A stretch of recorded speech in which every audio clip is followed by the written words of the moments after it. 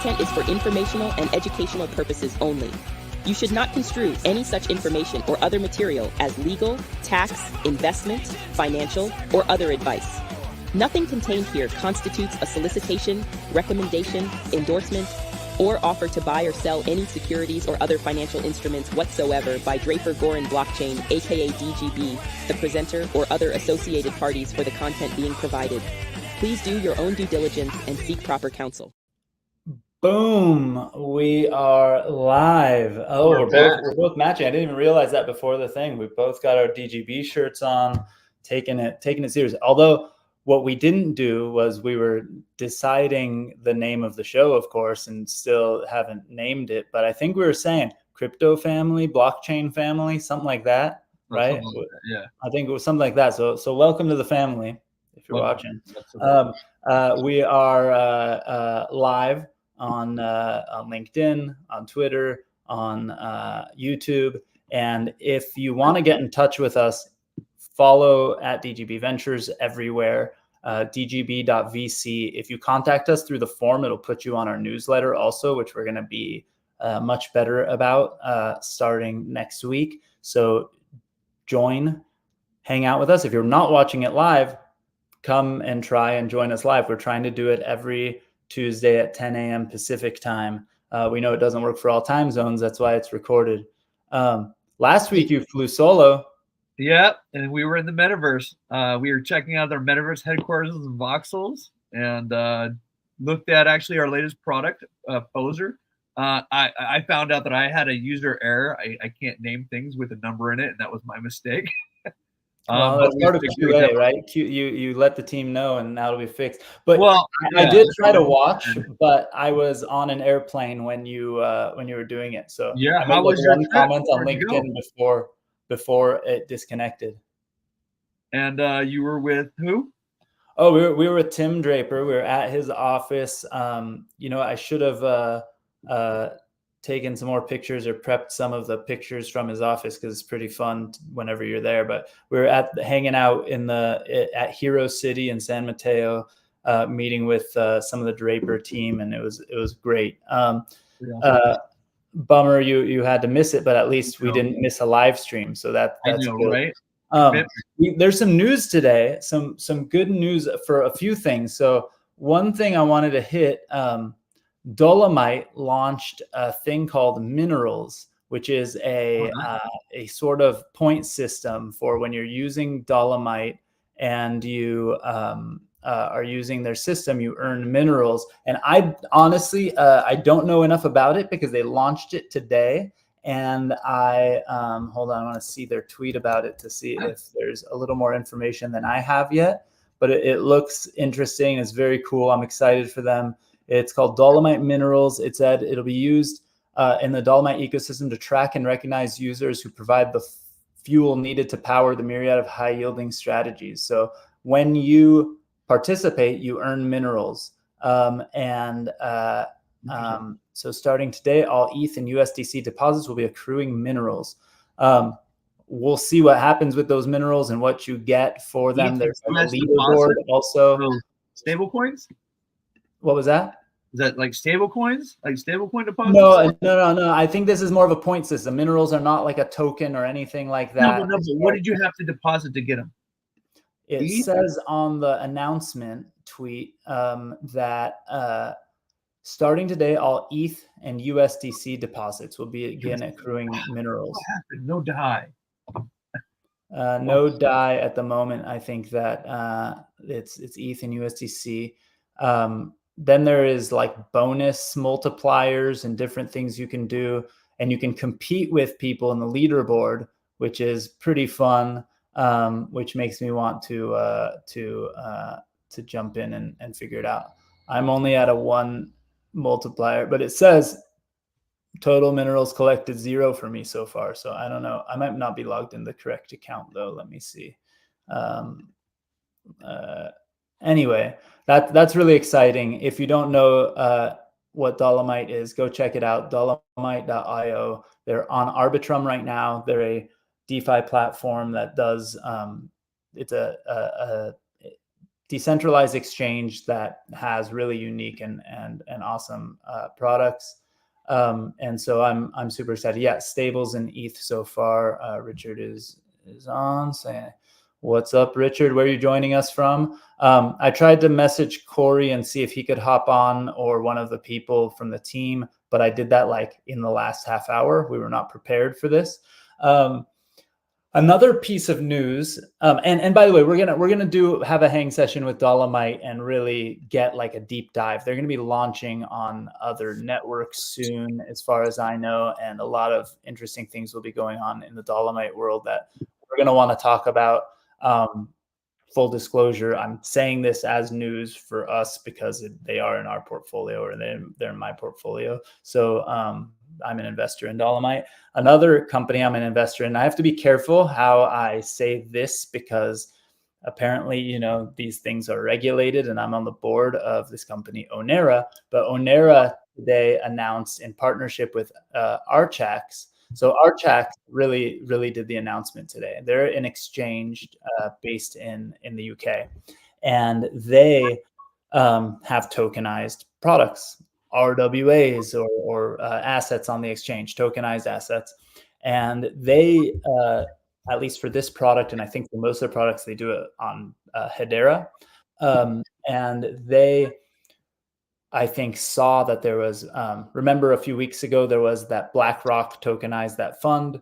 But to invest in that fund, you have to go to a particular exchange or group. You have to have a minimum of, I think the lowest investment is like $5 million and whatever. And obviously the whole point of tokenizing assets and whatever is to bring access to the masses. So they actually tokenized a Archax and on Hedera, if I understand the press release correctly, they tokenized a Blackrock Money Market Fund, but made it available for users on their exchange. And through the Ownera powered FinP2P network, which is a sort of orchestration layer that sits kind of above blockchain and financial institutions and other groups, other exchanges, other financial advisors or platforms will be able to connect to that, to FinP2P, and offer that product to their users right now.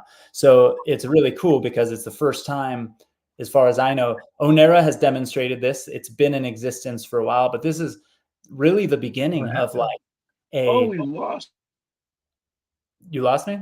I'm still going. I see you.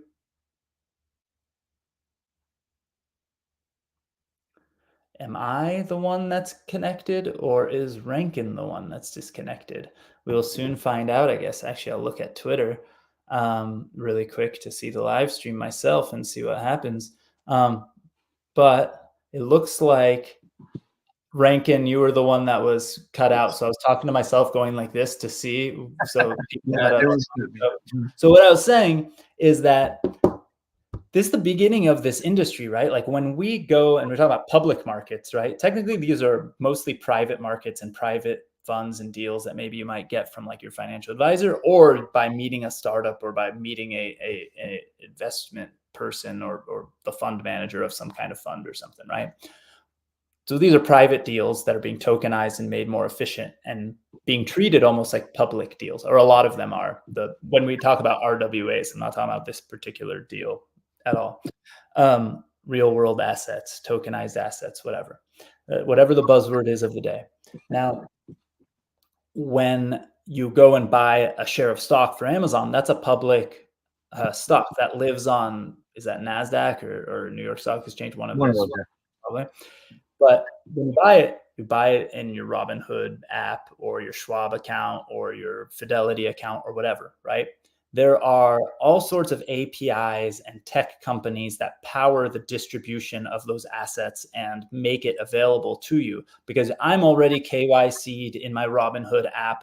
They use some broker in the middle. They run the API and the back-end system, and I buy that share. Maybe I don't actually buy that share. Maybe I buy a derivative of it, or maybe it actually happens 2 days later in my account. But it feels instant to you, and you feel like you bought it, and you don't have to leave your account because you're already there.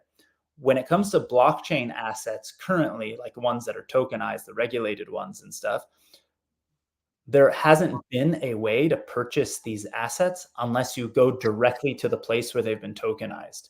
So like there was, for example, Open Finance. I'm not sure if they exist anymore, but that was in existence. There was T0. There's all these platforms.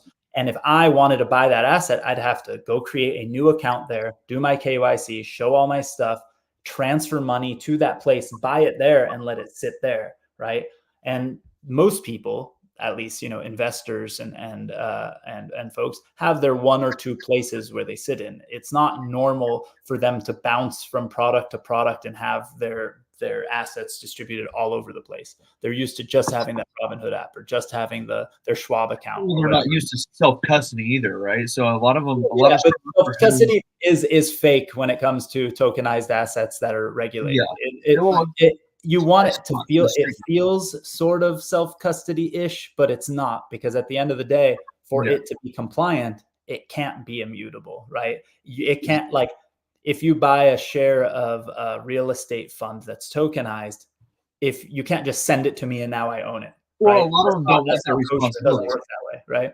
A lot of them don't want that responsibility, right? They want to have somebody accountable so that there is an issue, they have somebody they can take it to court. Of course, and that's part of why the regulation exists, right? We can argue about it being too cumbersome, too big a pain in the ass, and too old school, but at the end of the day, that regulation exists. So when these assets are brought on chain, right, the promise is that, hey, that piece of paper that's really complicated, annoying, and hard to transact with, and maybe requires all these intermediaries, can now be traded instantly if the financial institution wants it instant, or settled at the speed they want it to, right? Versus human speed. Yeah. And that's what that Ownera network is enabling. And we're going to start seeing, right, people who utilize that network, like, I'm going to be able to log into whatever institution or product or exchange that I want to log into, and then I'll be able to buy products from other places and have that network routed to me. And that's a really, really cool thing, because it's going to make the user experience, it's actually going to fulfill the promise of making it more efficient. Because right now it's actually, people, like, here's an example. People buy shares of companies that are private before they go public, right? Like, people used to buy Facebook shares pre-IPO, and people buy every company that's IPO'd. Almost every company, there's some market and place where you can buy the shares before it goes public. But usually they have to have really high minimum investments, like $50,000, $100,000, $500,000, because a human being has to transact it for you. And also, those companies, when they're private, they have limitations on the number of shareholders and things like that. So it's a big, cumbersome thing. So you'd have to contact a company. Like, there was one called Shares Post that I think is owned by Forge now. You would call Forge, and you were a millionaire, and you'd say, hey, I want to buy $100,000 worth of Facebook shares. And they would find you that deal. They would be the middleman. They'd take some kind of cut or charge you some fees. Now the whole promise of our industry is to crunch it down and make it smaller minimums, more efficient, less fees, and actually, like, fast, right? And this is where that's going, in my opinion. And it's cool. I think it's important that it's using products like money market funds and things like that, because they're less risky. People can put their money in, earn, whatever interest they're going to earn, and then they can sell it at any time. I don't know the exact terms of the particular one that they announced today, so I'm not going to say, but I don't know how accurate it is. Low barrier to entry. But I saw an article yesterday that said that RFK Jr., he said, I'm going to put the entire U.S. budget on the blockchain. Now, I saw that in a news article. I'm like, I don't know how accurate or true that is. He has to make history like 17 different ways before he becomes the president. Right. So let's see how that works. But I'm all for take the politics out of the game, because he's his own form of crazy in some ways too. But I tend to, I've been liking some of the headlines at least. But here's the thing is, if any third party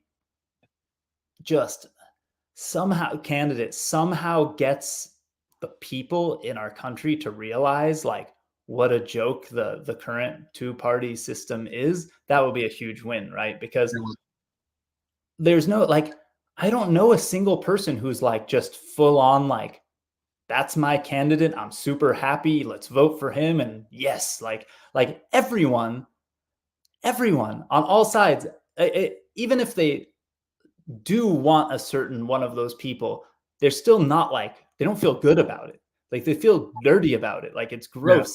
Like it's again, we talk about this a lot. It's like, if there was a stack of resumes sitting in front of us of who's going to run our company, we wouldn't choose either of those dudes. Right? Like, so it's nutty that the most important thing in the world, right? You know, our country, at least one of the most important, aside from, of course, our families and more important stuff like that. Like, you know, like as a country, the most important decision should be who's running it, right? Probably. It doesn't tend to make sense. So anyway, he's saying he wants to bring it all on chain and make everything transparent. Apparently, that would be mind blowing. That would be. Well, that might until the gas spike. We talk about it all the time, right? Because that's like the inefficiencies of this, the inefficiencies of the bureaucracy, right? Yeah. Even if government does exactly what we want them to do, like at a high level, could we count on these people to actually run those things? Yeah, right. Key. There's a long, rich history of them not doing what's right for the people and doing what's right for their donors or for their self-interests or whatever, right? Like this isn't like no matter what side of the aisle you're on, and the fact that like people say what side of the aisle just implies two sides to everything, which is also just a bonkers, crazy idea, because you know. There's so much gray area. I think it'd be better if we got rid of two parties and we all realized that we are one people and work together and work that way. You know, it's fascinating because I have kids who kind of come across that same reason. Like, why do we have two parties? This doesn't make sense. Yeah. We have a lot more than two parties. I know we do, but we only have two party representatives that really that matter either way, which is kind of sad. It's like, you know, like. I actually might vote for RFK if I thought he had a chance, but unfortunately, we are a two-party country. See? But then that's that whole thing, right? Like every time there is a third party that has a meaningful thing, there's a huge percentage of people that go, you can't vote for them because they're taking away the vote from like because I might be one way, you might be another way. We might both like him more than our person on the extreme on the in the two-party system side, but then we will then we'll have to go, wait, is our vote for him wasted and taken away? You know, like if and that's such a crazy thing. It's kind of why, you know, it's really funny, but like what's her name who was just running for on the Republican side that, you know, lost in the primaries? Oh, you're cutting out again. Nikki Haley was running. Hopefully Rankin will come back in 2 seconds, but at least he paused with a good looking smile. But Nikki Haley was running, and all of the Democratic side of the equation was running ads trying to help her because they believed every person who voted for her was a vote away from Trump. And apparently they're playing those games, but those games shouldn't exist. So anyway, let's see if Rankin comes back. Oh, there you are. I just mentioned Wi-Fi. Yeah, we need to get you the what's the see I think it's just the Apple. By the way, you paused with like a perfect smile. You were just like it was good. It was really good. I just mentioned, you know, like we're talking about the two parties and how ridiculous some of the stuff is. I mentioned Nikki Haley. The Democrats were like running ads supporting her because they felt it was taking away from Trump, right? And messing with Trump by doing that kind of stuff. And that stuff is just ridiculous, right? Like there's very little going on talking about why their candidate is the best person. Is all of the effort goes to talking trash about the other candidate. That's not right. And at the end of the day, if it is one of the two parties, one, you have half the country or more that's unhappy once the person is elected. And then two, now you have the whole world who's been watching hundreds of millions of dollars in ads being spent talking trash about this person who is now running our country. Yeah, that's which is not a good look either. Even if I don't like them, right? When they become president, it's like, wait, that's the president of my country. This person who's had like the largest ad campaigns in the world running for them.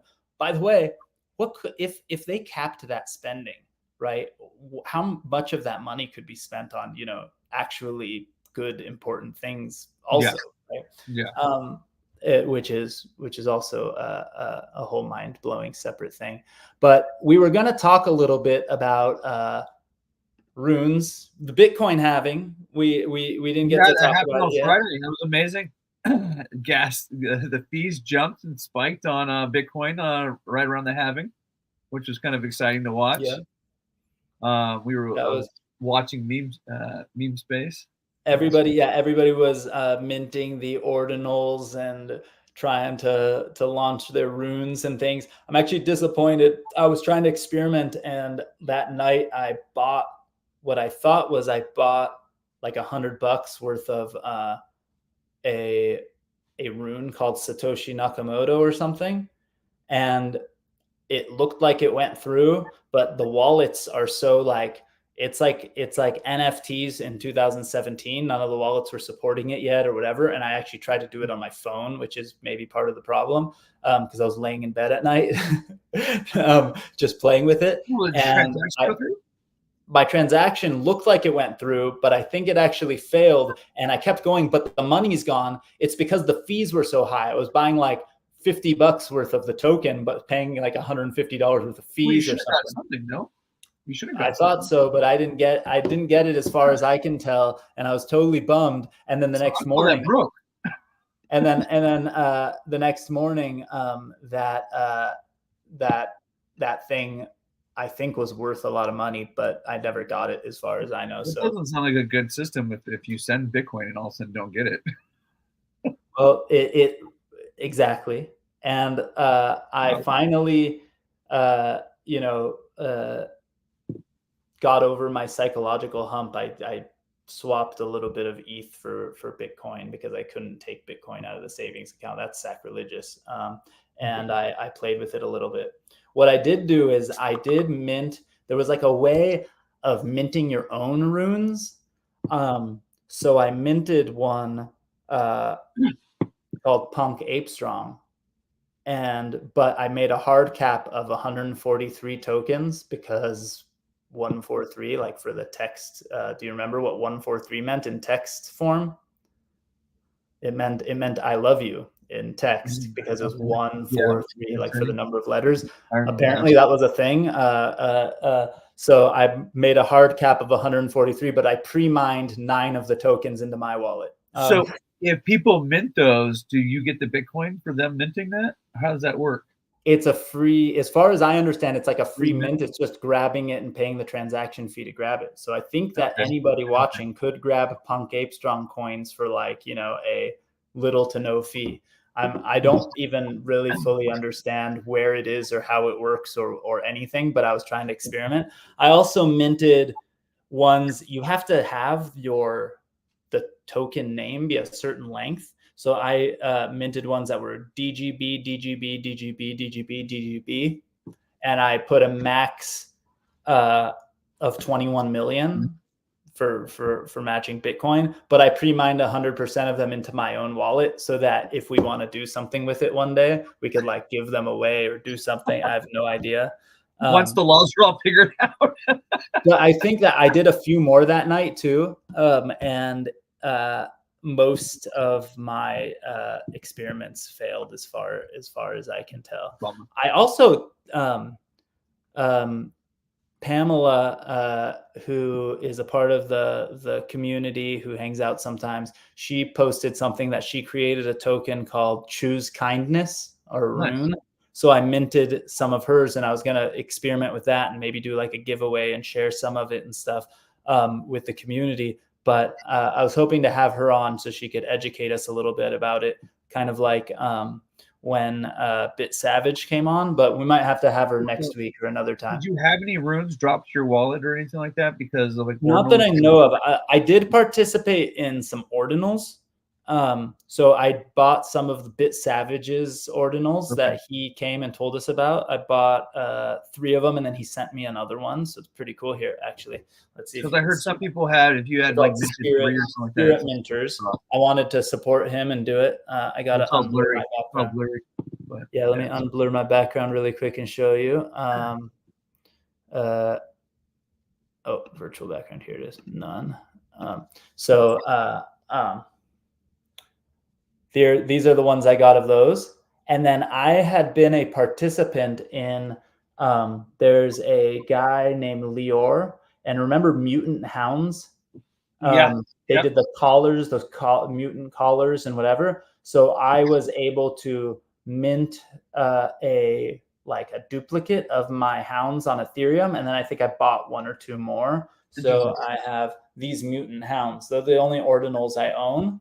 Other than my own experimentation, I experimented with Punk Ape Strong, and I tried to mint his logo, and then I also minted.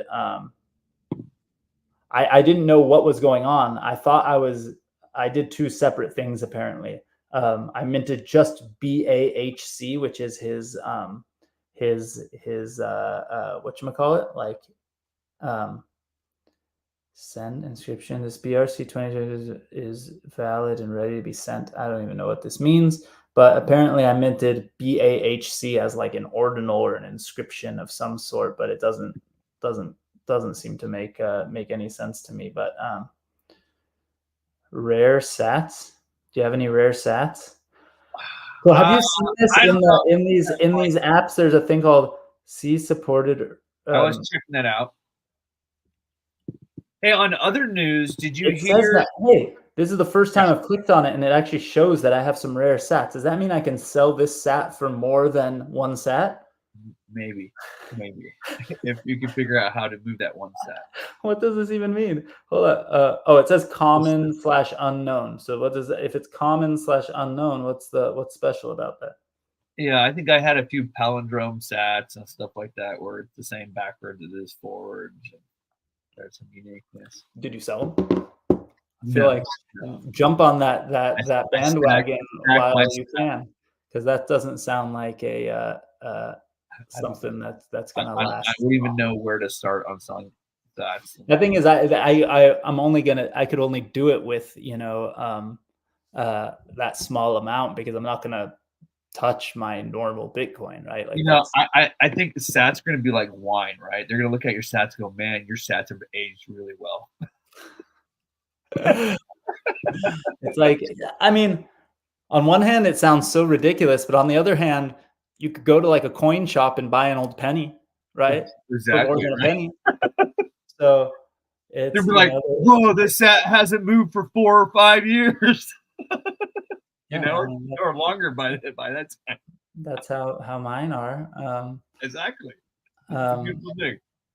So hey, did you see? I think it's the Fluff World, I guess the Readyverse. I don't know which it is, but there's somebody who's actually doing 3D models for the Bored Apes in their gaming environment. Oh, they are? I mean, there's going to be 3D models for our apes. Like when you join the other side, our apes. Yeah, I played that too. That was awesome. So it's like, yeah, there's the Root Network, the what do you call it? The Futureverse, mm-hmm. which is I want to say, I think, it's called the Futureverse, right? But the Futureverse is also incorporating the Bored Apes into their world. And so you'll have a 3D character in their world as well, which is kind of cool.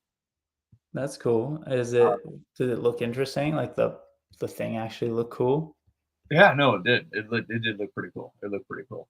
So it's exciting to see some of these, cross promotion and, blending of Web3 into, metaverse. It's still not dead, right? It's popping up.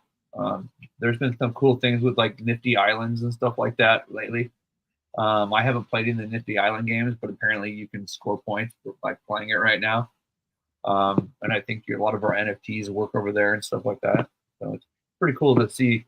It's NFTs been hit hard, but like gaming and Web3 hasn't completely died yet, and it's still surviving, and it's going to continue going on, which is pretty cool to watch.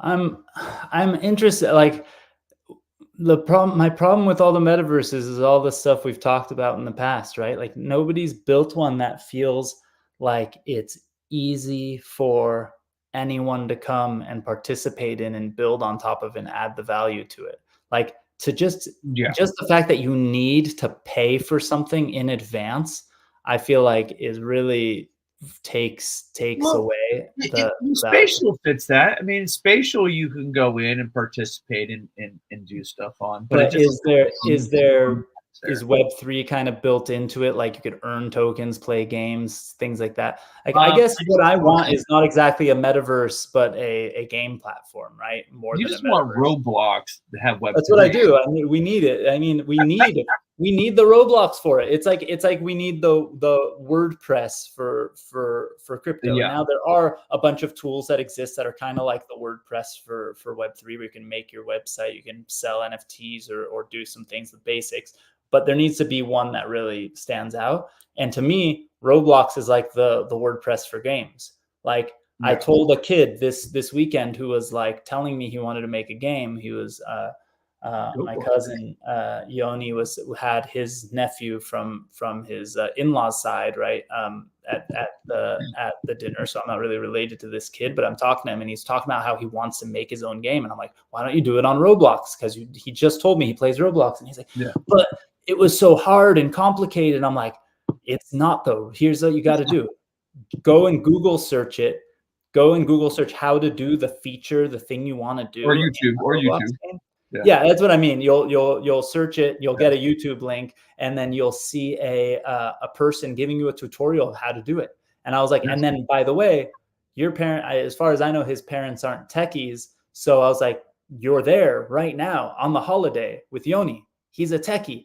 Put him in a headlock. Say we're building a game together. He's your uncle. He's gonna do it. He's gonna give you all the time you need. And I'm like, do it, because like this kid's was like 12 years old, I think 11, 12 years old. I'm like, just grab him, because even though the thing is, it's not complicated, but it's a crappy UX. I've got my 9-year-old doing it. I mean, like, but you can tell that the UX isn't very good. But once you figure out a few of the basic, like a few of the quirks, like it's quirks. We still haven't figured out audio. My son hasn't figured out how to put audio in this game. I just searched it. I searched like background music or something, and then you didn't have much of a choice. You just had whatever like few options were there, and it worked. And it was because the Punk Ape Strong game is supposed to be a party. My daughter just picked some like techno-y music that's just like bouncing and whatever. But you saw I earned revenue on that game. I know. Punk Ape Strong's game earned revenue. My nephew didn't realize that I was kind of joking when I posted that, because I earned 6 Robux. 6 Robux, if you convert to dollars, is about 2 cents. So when I posted, I made a revenue generating game, it was kind of a joke. But he came up to me, he's like, do you know how much money you made? And I was like, no, tell me. And he's like, 2.1 cents. And I was like, yeah, I know. He thought I was serious. I was like, it's just the fact that I created a game and somehow I made money. It's just so cool, right? Like, and it's think about it. Like I had my kids help me do it. We had a fun time. Like I would have paid $1,000. It's the learning lesson. His kids are going to spend this many hours with you working on a game. I would have been like, done. Let's go. Yeah. It's the educational and the learning lesson out there. So, but it's tons of fun. Yeah, that's cool. It's cool seeing the progress. I mean, I think it's still early in the Web3 space. A lot of people would say Web3 is dead. I don't think so. I think it hasn't even started yet. No, it's funny. Now that Sam Bankman-Fried has been busted, right? He's turning colors, and it sounds like he's going to be supporting in some of these lawsuits against celebrities and promoters and other people in order to kind of save his own butt. How does that even work? Like he's going to try and say that those people were bad actors. Like, well, so here's the article. I was reading this article. you pay a celebrity millions of dollars. They say whatever you want, right? Like it's like saying, like, what's his name? Well, who was the football player guy? So this is what it says. It says Sam Bankman-Fried has inked a settlement agreement with a group of FTX customers who have agreed to drop their class action lawsuit against him in exchange for his help going after celebrity promoters of the collapsed exchange. So like, it's gonna get real dirty real quick around here. So people are gonna try to, you know what it probably is? They probably discovered that they can't extract any more money out of him.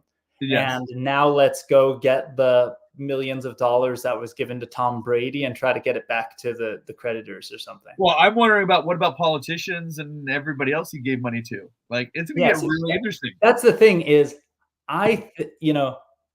they're more, in my opinion, they're the ones that should be returning the money. Tom Brady, I feel like maybe should for a PR stunt or something, because the dude is probably like a billionaire. But like, technically, right, if you get hired to do something and then it turns out your boss is a criminal, like, do you return the money back? Like, probably have to. Unless you might have to, but not. It depends, right? Like, what? Okay, Tom Brady is Tom Brady, so you can be like, oh yeah, he can afford it. But like, if it was a construction worker, right? If you think about this way, that would be so messed up. Well, no, but think of what's his name? Unless Tom Brady had unless they actually have conversations where Sam Bankman-Fried's like, we stole this money from our users, and then he still took the money. But like, who is Tom Brady? He doesn't know what's going on. He got hired to endorse something. So think about Bernie Madoff. Bernie Madoff and the Ponzi scheme. Yeah. Most people were paid based off of the money that came in from previous people. Yeah. A lot of the people who made money, they actually did clawbacks and clawed back money to recompensate the people. It's a little different because it's like an investment-y contract versus paying an employee. Like, what if you were the janitor? I don't know. I mean, I'm trying to think of in Bernie Madoff's office. Should you return your money? No, the employees probably didn't. If you're an employee that had nothing to do with it, or were trying to run the legit part of his businesses that were the front that you had no idea, right? Yeah. Well, it's gonna be fascinating. What I think is gonna happen is I think he's gonna go to people and be like, "Hey, give me a shorter term, and I won't rat you out." To the politicians. Yeah. Yeah, the politicians are going to cover their own butts to begin with, right? And so so it's going to get really interesting, I think, in the next couple of years. The politicians did what they do best, which is nothing, right? So it's not like if it would have gone on another year or two, the politicians, it would have been actually, they would be complicit, right? Because what they were doing was drafting some of those rules and laws and potentially making it more beneficial for him versus others. Potentially went through that he influenced. We had this guy influencing the laws that were going in place, which he broke. But the thing is, they went and supposedly investigated him and all that stuff and didn't find anything wrong. Of course, they didn't find anything wrong with Bernie Madoff for a long time either. SEC does a great job. Yeah.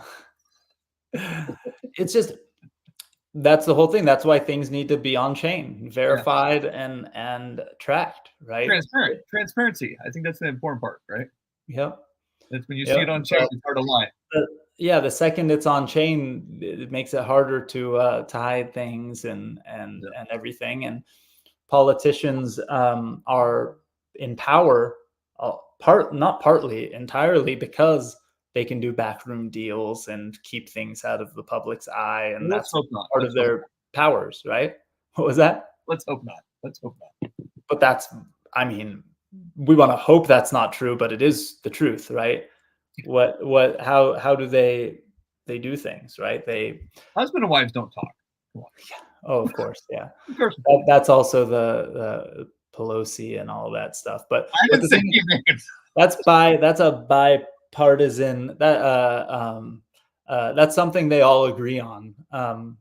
But here, that's a part of why I like the the silver lining to me of the political kind of witch hunting each other shit show, for lack of a better term, of just people attacking each other and losing that, like, they're like, like they go like, they're not professional anymore, they're going after this person and that person and whatever. Like, I think it's like dumb in some ways because it could be a huge waste of time and a ridiculous, thing. But on the other hand, them losing all of that, like, like, I don't know that what's the right word, like the tact or whatever the unspoken thing was, that like they didn't throw each other under the bus for certain things. If that goes out the window, we spiral into this whole thing of them just putting each other through the ringer, and everything hopefully falling apart. And at worst case, a new class of politicians comes and maybe hopefully is better. I don't know. Well, we need acetate, what do they call that? Verification. We need, I want to say attestation. Attestation. Yeah, that's it. We need that on chain with the news and the content that's coming out. Verify what is real content, because I mean, you and I have seen the AI at this point. I mean, it's going to get really bad really quick, and people aren't going to know what's real or not. Yeah. Oh, totally. I mean, that's just one part of it. But like, if it becomes totally a normal thing to take a previous president and put him to trial for things he did wrong, what's next? It could go down the list, and we start putting every congressperson for every shady deal they did on trial, and all of a sudden, only the ones they don't like. Every single one of them did favors for people, because that's how you become a career politician. Well, the problem is what happens is they exploit you, and they take advantage of you, because if we don't like what you're doing, then we get rid of you by smearing you. It's a smear campaign, and that's horrible. And we can't. Yeah, but I mean, there's the issue is at least, but there is a weird thing, right? Yeah. There, like, Trump became president, and every little thing. Well, we already know he was a schmuck. Well, I know, that's the whole thing. And what's crazy is that he made it so normal that all the things that previous people running in previous terms and things like that they did, that like everyone was like, oh my God. But I like that about him. I like the fact that he's a schmuck, and at least he's honest about it. Yeah. Well, certain parts of it, but I mean, his book, he talked to a homeless guy and said, I'm more broke than you because of how much money I owe. Yeah. At least he's honest. Well, yeah, no, I do love the like, one of the best things he did, like the new, if you're gonna, I gotta give credit when a politician, if I'm gonna rip them apart all the time, I should at least give credit. When he was, I think it was debating Biden or something, and Biden said something about paying his fair share in taxes or whatever, and he's like, why would I pay extra in taxes? And then he basically was like, I'd be an idiot if I paid extra money that I don't need to pay. That's what my accountants do. They help me pay as little as possible. And then he's like, you're the one who's been a politician for 50 years. You made the rules. Like, it's like, yeah, like that's the thing that drives me nuts about the politicians saying pay your fair share and doing these, like they're throwing out these platitudes, and they're throwing out. It doesn't apply to them. It doesn't apply to them though. But they're throwing it. Well, that's the hypocrisy is the part that hurt. That's the thing that breaks everybody's brain the most, or at least for me. Like, I hate a liar, a hypocrite, right? And everyone does, right? Like, it's and even when it's a liar about something that's not significant, the fact that somebody's lying, it just makes you have that feeling, right? But the thing that's nuts is that the average politician, when they throw out these random platitudes and BS kind of stuff, attacking the other person, they've had a whole career of being able to change that, right? They're the ones that created the laws that we live in today. Yeah. And if they thought that, the way Trump did his taxes were not right, you have a 50-year political history of not changing that rule. Like, what's wrong with you? Like, so basically they're saying, I've been ineffective for 50 years, and because I was ineffective, I don't like the way you ran your life according to the system I created. It's such like a weird thing. Well, and it's only going to get weirder as Bitcoin becomes more dominant in society, and people start to realize that we've been duped over the last 40 years and been brainwashed on a fiat system. That people are going to start waking up now, and things are going to start changing over the next decade. I mean, I hope so. I hope all of these things come to a head. I think like Tim Draper said something like, we're going to have a few years now of like the evil parts. I mean, most of it is evil, but like the nationalism is roaring harder than ever for a certain period of time, because it's the last chance for these people to maintain any kind of control, the people who are in power. And then because the world is becoming more and more and more borderless, and the more that happens, the less power you have by being aggressive and by putting up walls. The more and over time, you have more power by being more inclusive, being more open, and by being friends with more people. It used to be the opposite, right? We have to keep our own, right? And that's also why, you're hearing like the America First slogan and things like that, which I think some people who say that out loud have some good intentions, but in general, it's like it's a terrible way of thinking. And in general, it's just a terrible slogan, because this is what the American Nazi Party used during World War II. So like, let's not come up with a new slogan, please. If you want to do something, let's not copy Nazis. No, I don't think most people saying it even know that, right? But like, to me, because I'm a nerd for certain things, I know these things, and then I go like, what the hell are you doing, you idiot? But it's nutty. But another history. Well, what happens? Bitcoin becomes standard. Runes become national currencies. I don't know about that one. But you love runes. I don't know. I haven't participated. We're gonna have. Okay. We got to do nothing on NFTs, and I don't know if I need runes. I think that. Well, here's the thing too, though. For the same reason, you don't need. You kind of were like, I don't know about runes. They look like, altcoins. Like color coins and other things. Okay, so they look like these coins, right? So they're not really a necessary thing, which I kind of agree with for the most part. But there's a whole segment of people. There's like the Bitcoin maxi kind of people that don't want anything on Bitcoin other than Bitcoin. They want it to be focused on Bitcoin, the store of value, and the potential currency, right? And then what we were discussing before we started about, are we going to see another block war? We got new people in the space now who are in the space, weren't in the previous block wars with Bitcoin Cash. And now you see all these fees because of runes. And you got not only that, but you get the halving. So miners need to make revenue. Well, so are we gonna there's another thing that exists now, which is layer twos are a thing. So I don't know if instead of forking Bitcoin to make the ordinal network, Bitcoin OBTC, ordinal Bitcoin, layer two or something like that, versus something else. But what would be great?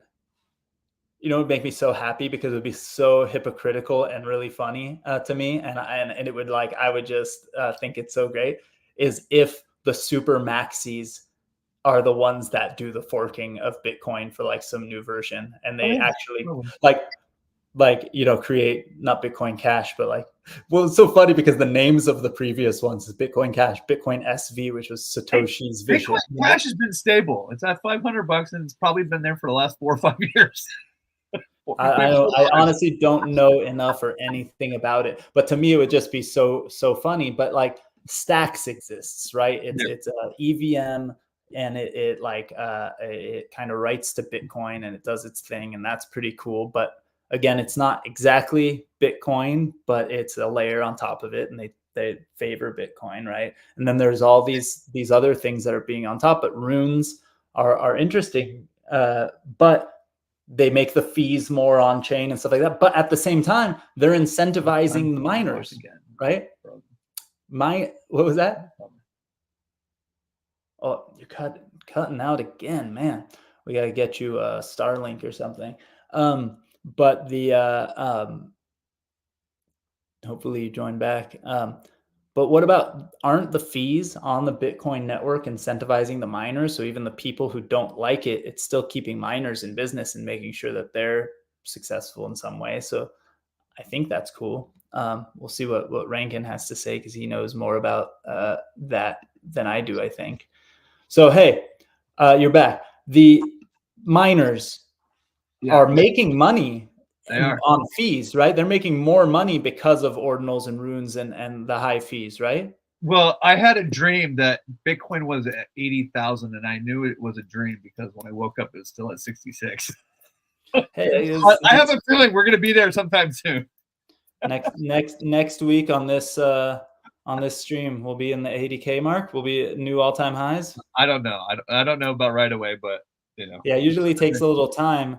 But here's the thing: is every day, month, year that goes by, internet adoption speeds up. It's just the way things are. Like, as we get more comfortable with different things. So I don't know if the previous halvings and things have gone this way. We could look at charts and whatever, but maybe this time around it just moves a little faster. So we'll get to the pump and the dump and the whatever faster. Maybe it's going to be interesting right now because some people are concerned about the market, right?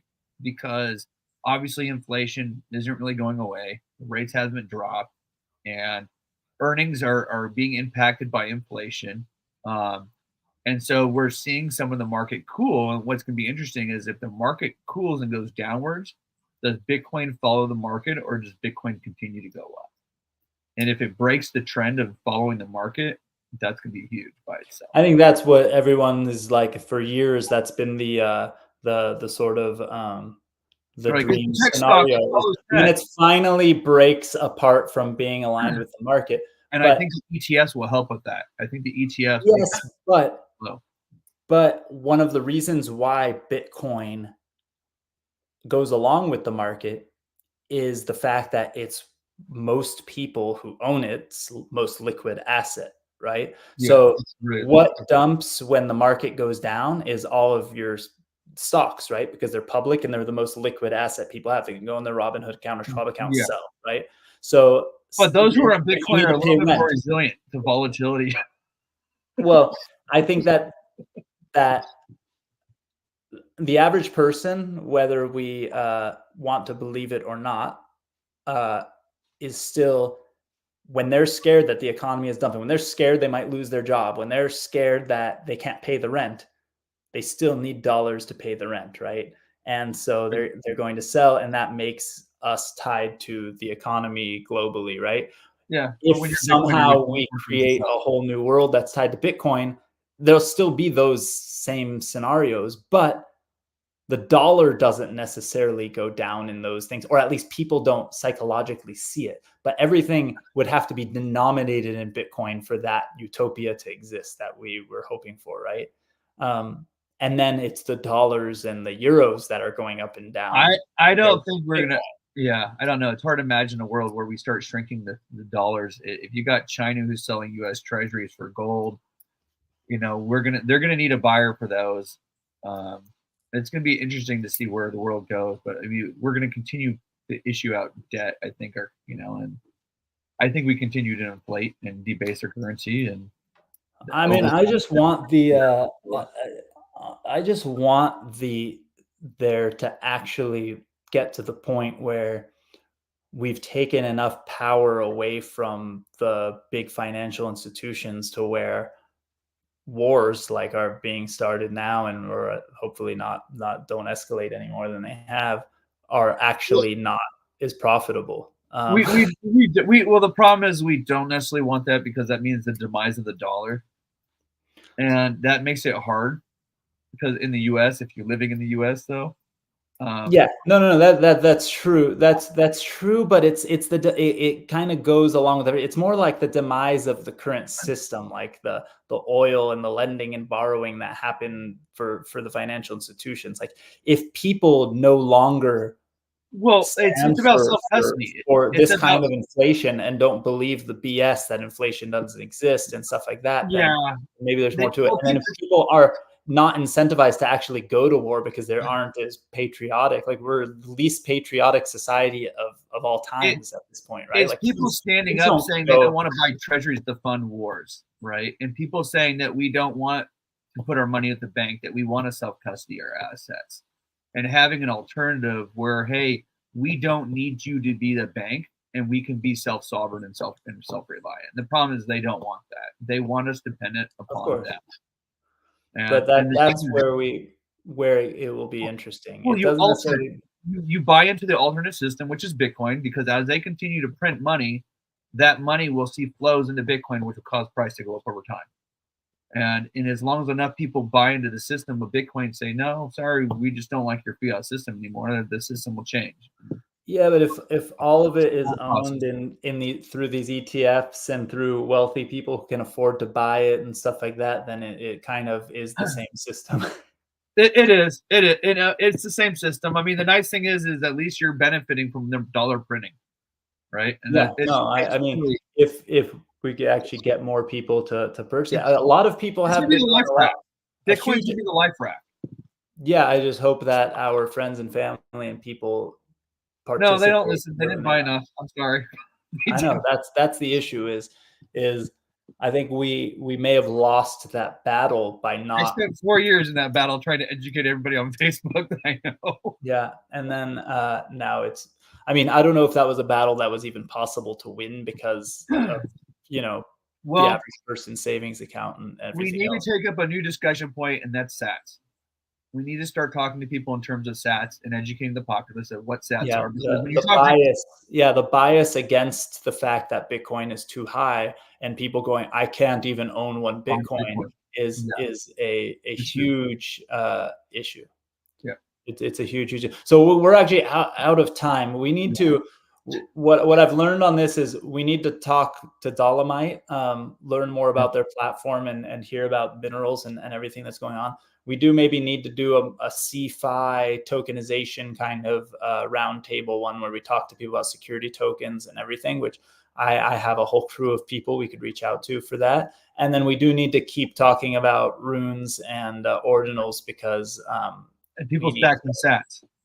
And sats. So we need a Bitcoin focus. But there's where I was getting to earlier is there's the Bitcoin maxis who don't want anything on Bitcoin other than the pure Bitcoin. There are the people who are sort of Bitcoin maxis, but love all of DeFi and NFTs and everything, and they just want it on Bitcoin and nowhere else. What will be best to everyone else is that Bitcoin forks. Where do the ETFs stick and stay? Because they'll usually probably pick one or the other, and that will be an interesting. I mean, the thing is, I think that it'll take care of itself, kind of Ethereum. Ethereum gets flooded, then there's layer twos. People will realize very quickly that the main net is not where you do these things, and they'll do it on stacks or do it on runes, because runes doesn't actually really do anything. Like it doesn't do too much to it's the ordinals with a lot of data that's the issue.